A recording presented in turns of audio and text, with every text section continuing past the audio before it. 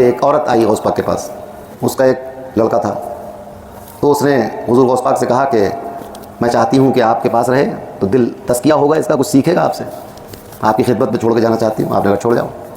چھوڑ کے چلی گئی۔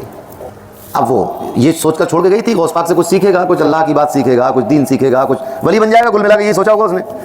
کچھ دنوں کے بعد اس نے سوچا کہ دیکھوں اپنے لڑکے کا حال چال لوں، اب تو کچھ آدھا پونا ولی ہو گیا ہوگا، بھائی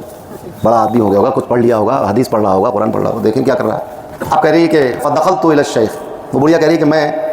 آئی شیخ کے پاس، فوجدت بین یدیہ اناء، تو میں نے دیکھا کہ شیخ کے سامنے ایک برتن رکھا ہوا ہے غوث پاک کے سامنے، فیہ عظام الدجاج، اس میں ایک مرغے کی ہڈیاں رکھی ہوئی، یعنی آپ کھا چکے ہیں اس کا گوشت۔ کہنے لگی غوث پاک سے وہ کہ شیخ تاکلوا لحم الدجاج، آپ تو مرغے کا گوشت کھائیں، ویاکل ابنی خبز الشعیر، اور میرا بیٹا جو کی روٹی کھا رہا سوکھی ہوئی، اور آپ مرغا کھا رہے ہیں۔ غوث پاک جب کھانے سے فارغ ہوئے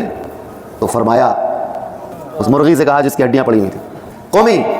باذن اللہ الذی یحیی العظام وہی رمیم، فرمایا اس اللہ کی اجازت سے اٹھ جا کہ جو اللہ پسی ہوئی ہڈیوں سے پھر زندہ کر دے گا۔ فقامت دجاج سویہ، تو اچانک وہ مرغی اٹھ کر کھڑی ہو گئی جس کی ہڈیاں برتن میں رکھی ہوئی تھیں۔ پھر غوث اعظم نے فرمایا اس بڑھیا سے، قال الشیخ لکھتے، قال الشیخ اذا صار ابنک ہکذا فیاکل ما یشاء، کہ تمہارا لڑکا اس قابل ہو جائے تو پھر جو چاہے گا وہ کھا لے گا۔